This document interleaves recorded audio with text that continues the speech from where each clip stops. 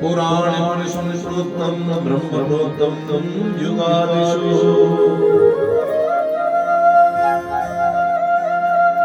क्षय संकर्षण प्रोक्तम तमुपास्यमुपास्महे।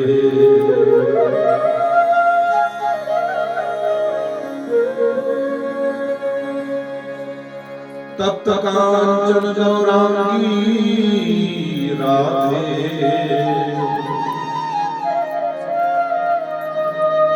वृंदावनेश्वरी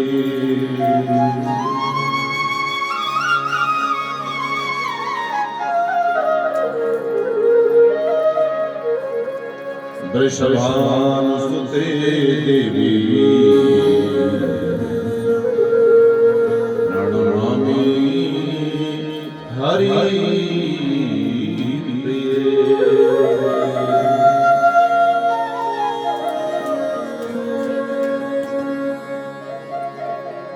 हे राम पुरुषोत्तम नरहरे नारायण केशव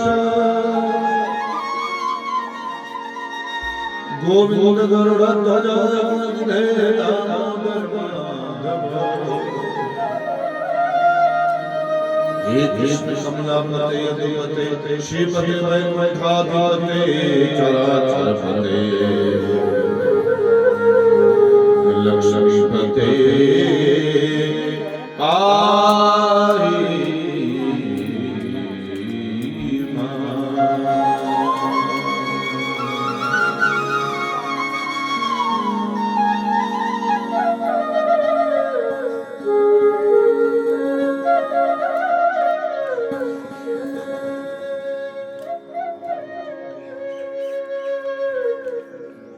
परम मंगल परात्मा कोटि कोटि ब्रह्मांडों के नायक आनंद आनंद कृष्ण चंद्र भगवान महाराज वेद वेद विद्वत वर्ग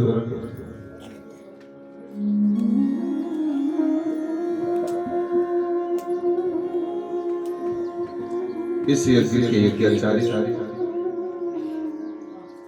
और परीक्षित रूपी यजमान बंधुओं का ये परिवार मातृशक्ति कथा में उपस्थित निज स्वरूप फातिमा बिंदु आज इस सत्संग का भागवत कथा का परम पवित्र पंचम दिवस जैसे जैसे कथा समाप्ति की ओर बढ़ रही है वैसे वैसे हमारा मन भी ऐसा आत्म विभोर होता जा रहा है मानो डूब जाए इस कथा में और भगवान की उस चितवन छवि को देखते रहे उस भगवत कृपा को प्राप्त करते रहे। बंधुओं जीवन का सार तत्व ही यही है। जीवन का सार तत्व यही है हमारा भक्ति में मन लग जाए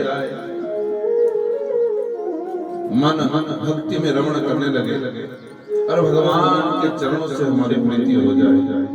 बस यही है सार इस कथा का।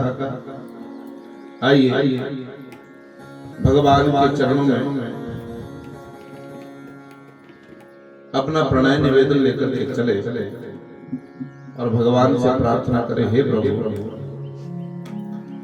हे गोविंद, हे गोपाल, अपनी कृपा दृष्टि प्रदान करो और ये जो एक दो दिन बचे हैं सत्संग के इस कथा का इस सत्संग का पूर्ण लाभ हमारे को प्राप्त हो। बड़े भाव से भगवान की चितवन को देखना है। कल भगवान का प्राकट्य हुआ इस प्रांगण में बड़ी धूमधाम से आपने वो जन्मोत्सव को मनाया और भगवान की जो छवि है जो भगवान का इस कृष्ण नाम का सहारा लेता है जो पहली बार इसका दर्शन करता है और जिसने दर्शन किया प्यारे वो ऐसा फंस जाता है इस नाम में वो उसकी नजर ही नहीं हटती। बहुत सुंदर छवि है भगवान की और एक भगवान थोड़ी सी मुस्कान दे दे तो प्यारे वो जीव उस भगवान की चितवन को अपने हृदय में स्थापित कर लेता है।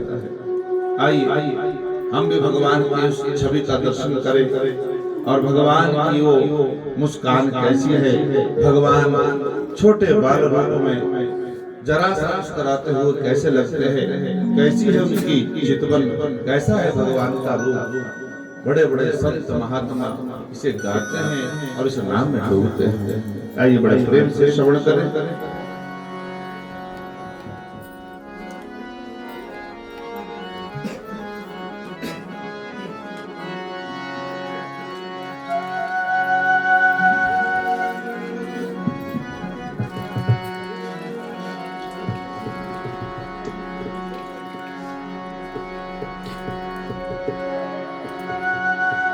बोलो कृष्ण बलदेव की जय। तेरी मंद मंद मुस्कानिया पे, तेरी मंद मंद मुस्कानिया पे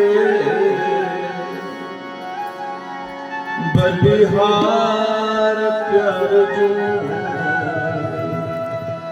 बलिहार प्यारे। बहुत सुंदर छवि है, बड़े भाव से गाएंगे। तेरी मंद मंद मुस्कानिया पे, तेरी मंद मंद मुस्कानिया पे, तेरी मंद मंद मुस्कानिया पे, तेरी मंद मंद मुस्कानिया पे बलिहार प्यारे,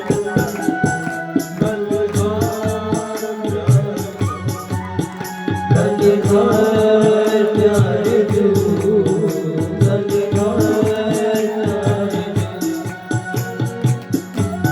चालीस बड़े भाव से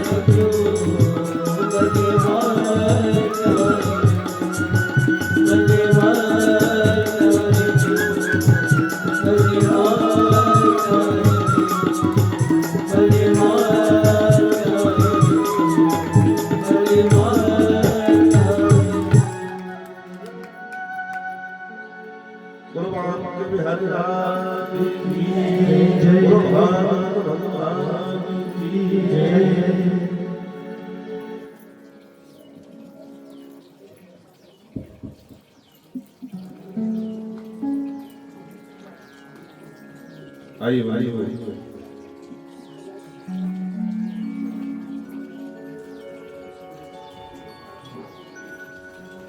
अपने कथा प्रसंग की ओर चले हमने कल भगवान के जन्म की कथा सुनाई। शास्त्र कहते हैं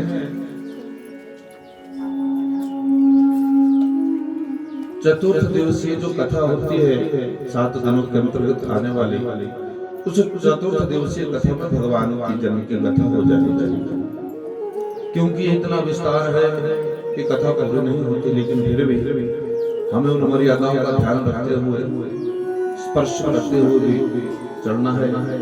तो फिर चतुर्थ दिवसीय में भगवान का प्राकट्य की कथा को हमें सुनाना चाहिए।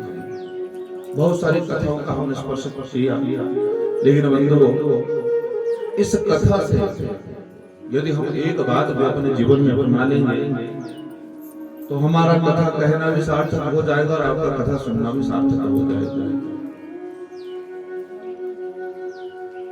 कोई उच्च कोटि के संत कहते थे 1000 मण ज्ञान की बजाय प्यारे थोड़ा बड़ा आचरण कर ले तो अपने जीवन में तेरा उद्धार होगा। बड़ी बड़ी बातें बोलने से, बड़ी बड़ी बातें करने से, 1000 मनों का ज्ञान देने से यदि थोड़ा बड़ा आचरण भी हम अपने जीवन में अपनाए प्यारे तो भगवत कृपा होता है। इन बातों को हमें अपने जीवन में लाना। कथा कथनात् समझायते, ये कथा कभी पूरी नहीं होती। चलो चलो प्रवेश करें भगवान के जन्म की कथा। आपने श्रवण की, भगवान का जन्म हुआ और देखो भगवान की जो कथा है ना, भगवान जब आते हैं, भगवान अपने आने से पहले अपनी माया का विस्तार करते हैं और भगवान ने आने से पहले अपनी माया को भेजा है गोकुल में। नंद बाबा के यहाँ कन्या रूप में उस माया ने जन्म दिया है। भगवान गोकुल में पहुंचे हैं, वहां से रात्रि में चराचर जीव सो रहा है। मैंने आपको कल भी कहा था मात्र 3 जीव जाग रहे थे, उनमें से 2 माता पिता है, तीसरे चंद्रमा है, बाकी चराचर जीव मोहित हो गए। देवी भागवत की हम कथा सुने या चंडी का हम कभी पाठ करवाए तो 3 रात्रियों का विस्तार से वर्णन किया गया है।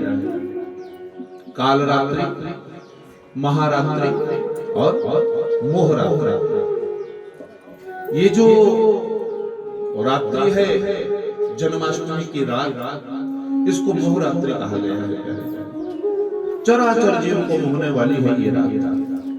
इतने सैनिक सब सो रहे हैं, किसी को कानो कान खबर नहीं।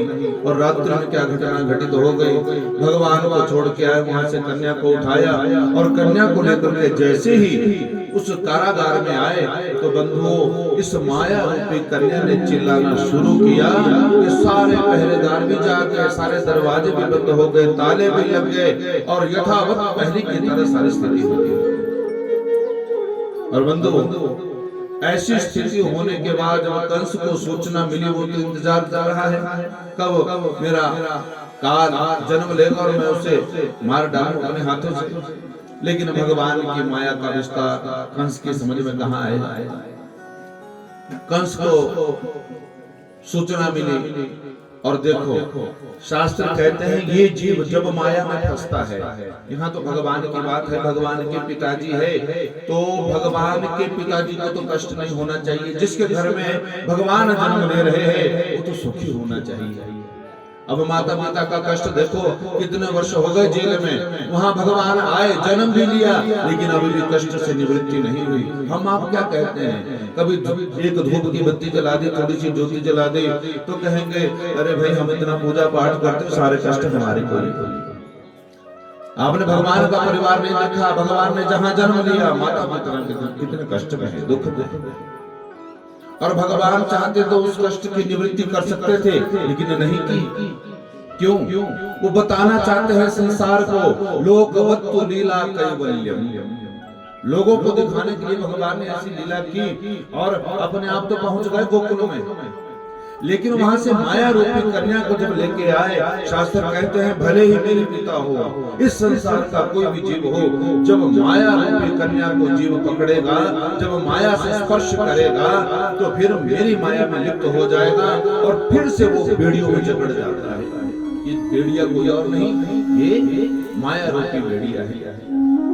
और जब भगवान को सिर के ऊपर पधराया तो सारी बेड़िया, सारे बंधन अपने आप खुल जाते हैं, टूट जाते हैं। इसलिए शास्त्र निर्देश करते हैं हम भी भगवान को अपने सिर पर पधराएं, हमारा सिर भगवान के चरणों में झुका रहे सदैव। दो बातों को भूल मत, जो चाहता है कल्याण, नारायण की मौत को दूजे शिव भगवान, उस परमात्मा को हमेशा याद रखो, मृत्यु को याद रखो, कभी पाप नहीं होगा, कभी गलत काम नहीं होगा, भगवत कृपा बनी रहेगी। और ऐसा स्मरण करते करते वो बेड़ियों में तो बंध गए। कंस को सूचना मिली, कंस ने देखा ये तो कन्या है। आकाशवाणी ने तो कहा था कि भाई लाला होगा, लेकिन यहाँ तो लाली हो गई है, ये मेरा क्या बिगाड़ लेगा। थोड़ी देर के लिए दया आया और उसे सोचा छोड़ दो।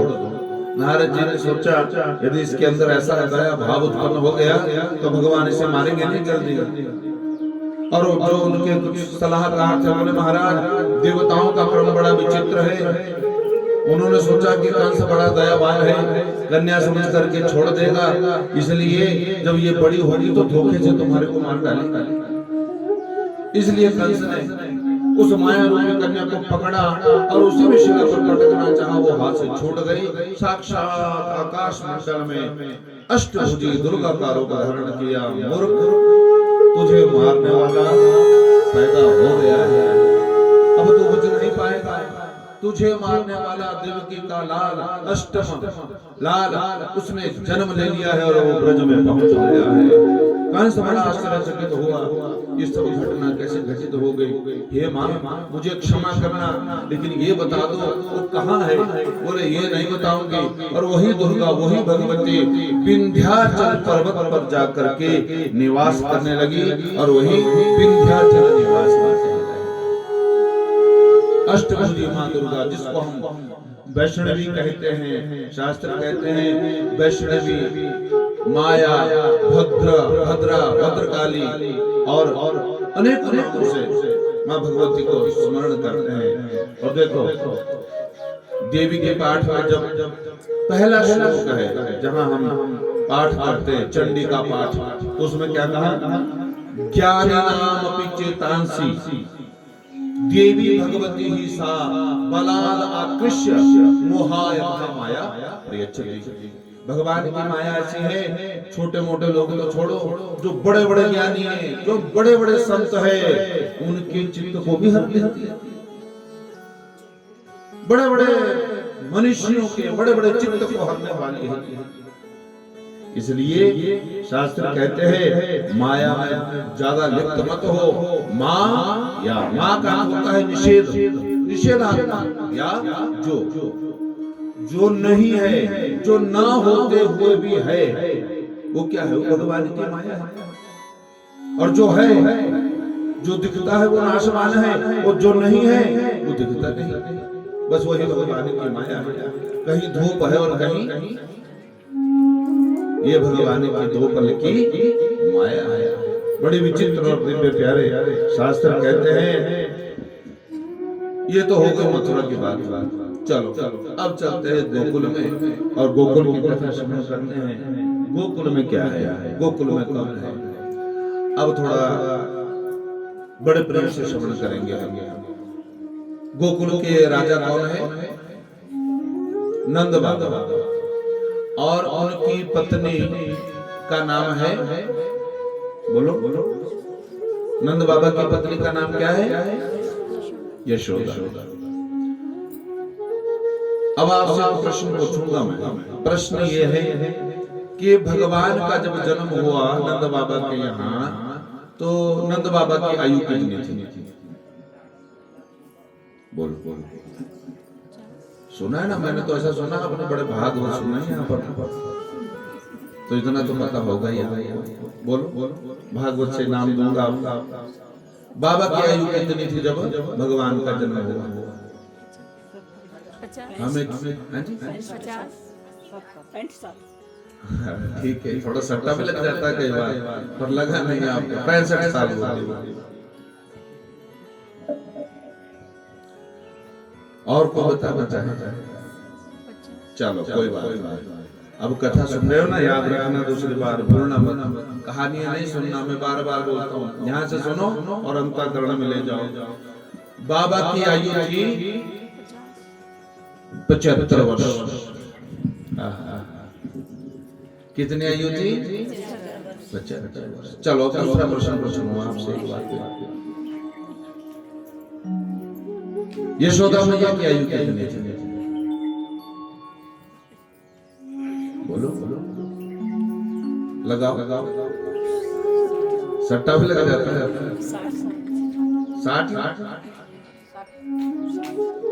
60 से आगे पीछे भी बढ़ो।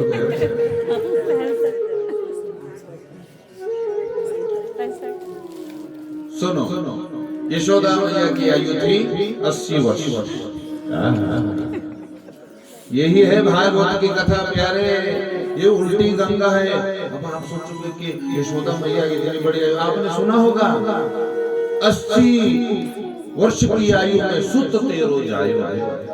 और पहले क्या होता था, कभी सुनना देखना, हमारे घरों में भी हमारी दादियां परदादियां, वो हमारे दादाओं परदादाओं से आयु में बड़ी होती थी। और उस जमाने में मतलब क्या था बड़ी होने का? बड़ी बहू बड़े भाई। यदि विवाहिता स्त्री पति से बड़ी है आयु में, तो उस घर के भाग्य भी बड़े होंगे, वो भाग्यशाली परिवार घर होगा।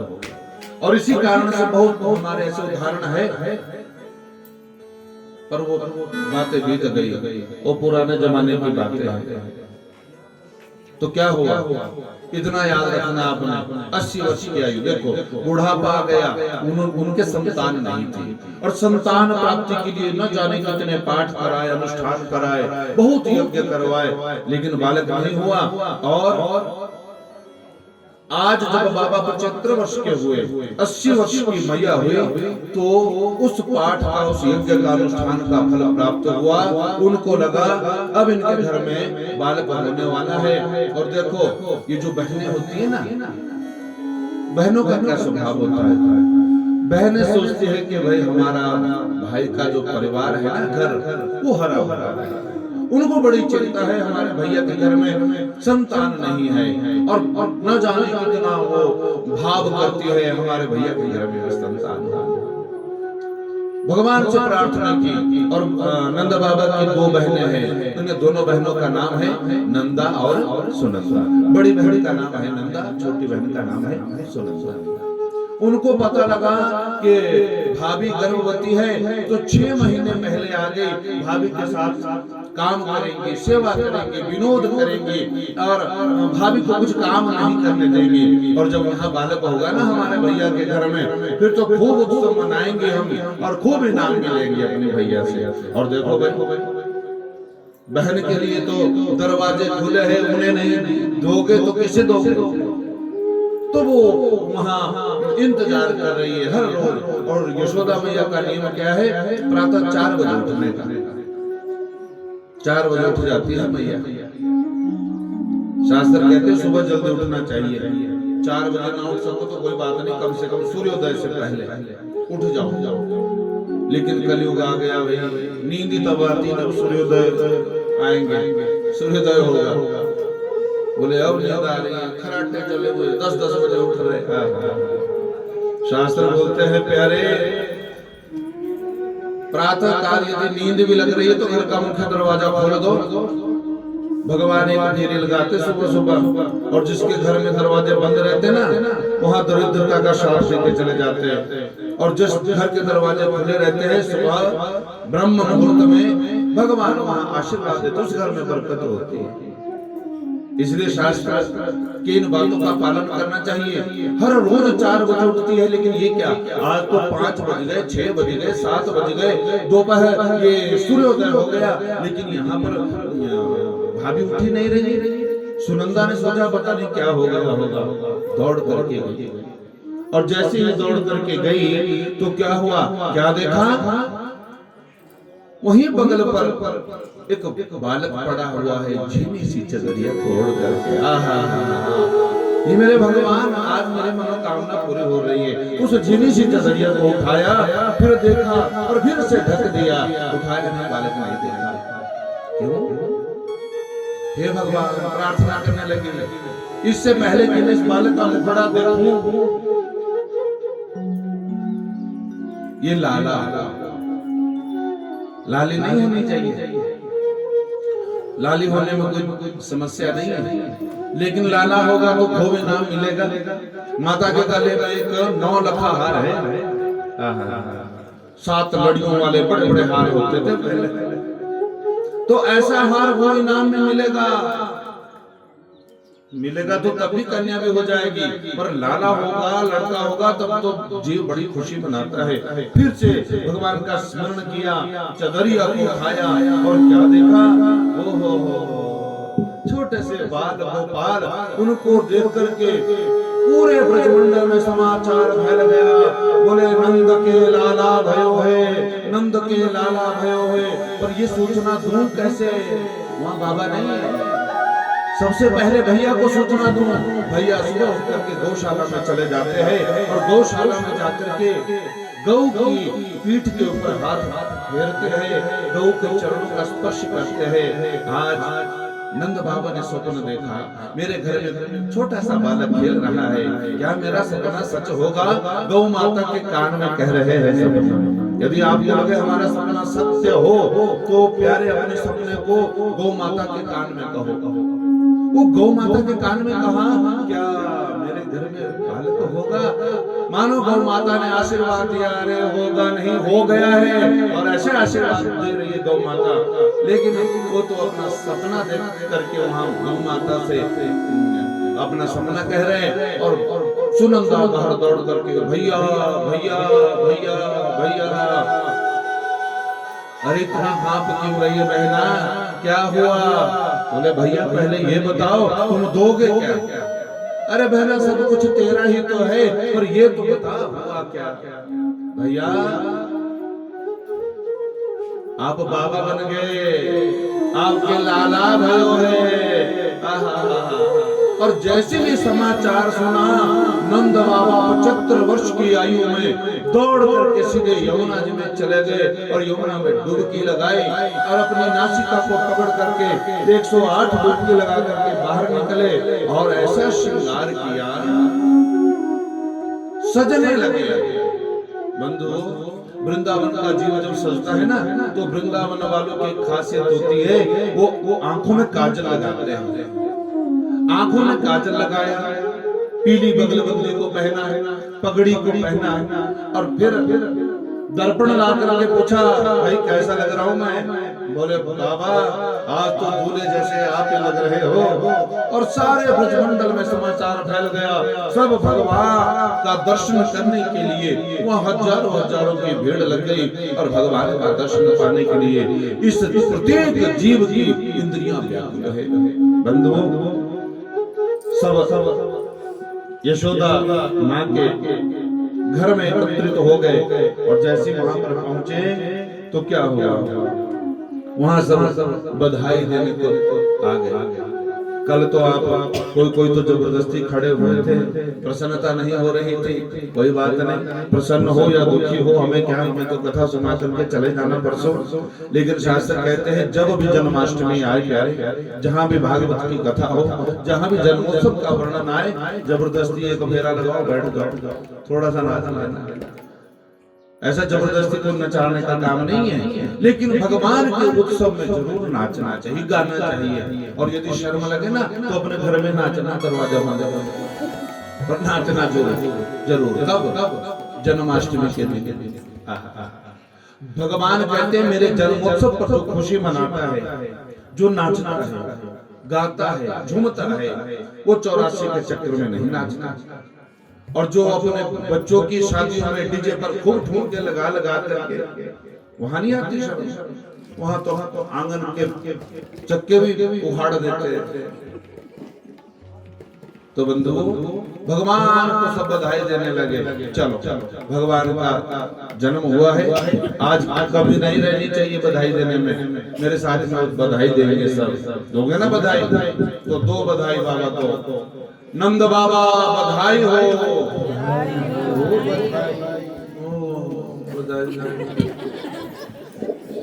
देखना प्राण संभाल कर रखना, बधाई ऐसे बोलते बधाई। नाचना झूमना तो दूर की बात, आपसे तो बधाई भी नहीं बोली जा रही है। बधाई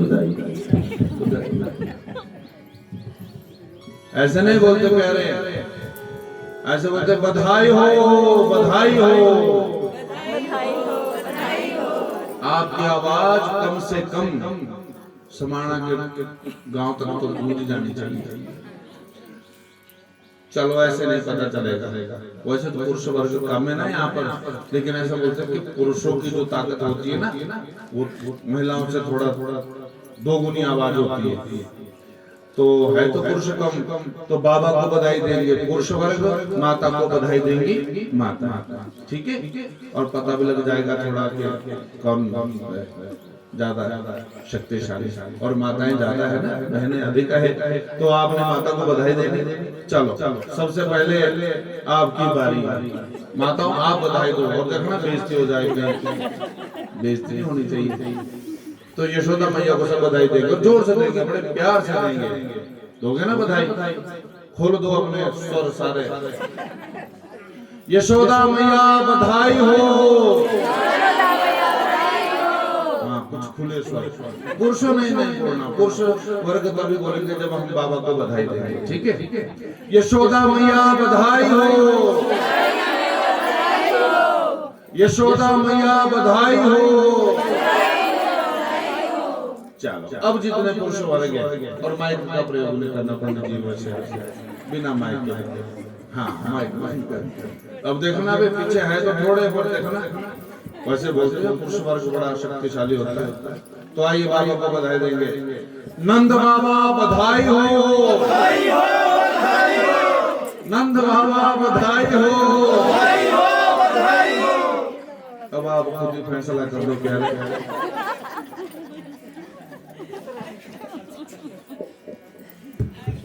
बोलो राधे राधे। ये भगवान का दरबार है प्यारे, यहाँ कोई जीतता नहीं, यहाँ कोई हारता नहीं। बाबा के दरबार में जो हाजिरी लगा दे, बधाई दे दे, भगवान प्रसन्न हो जाते हैं। मेरे जन्म की बधाई दे रहे हो, जा जा मेरे भगत, तू मेरे जन्म की बधाई दे रहा है, तेरा जीवन बधाइयों से भरी हो जाए, तेरा जीवन सजता रहे, तेरे ऊपर मेरी कृपा सदैव बनी रहे, ऐसा भगवान। चलो बधाई तो बोल दी आपने, अब थोड़ा बधाई में झूमने का प्रयत्न करें, देखते हैं कौन कौन झूमते हैं। बस थोड़ी देर के लिए बधाई देंगे और फिर कथा में आगे बढ़ेंगे।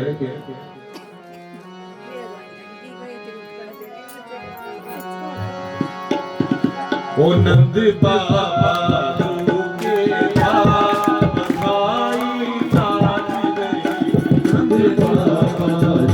के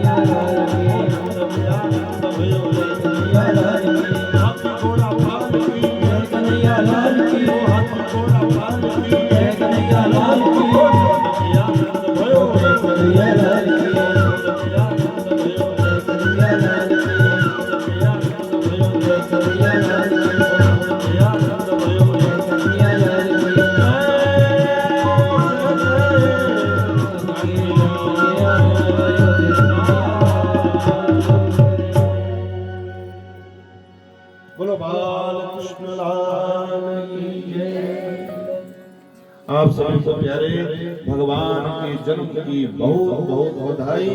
भगवान आपके जीवन को, आपके घर परिवार को ऐसे ही बधाइयों से भरे रखे।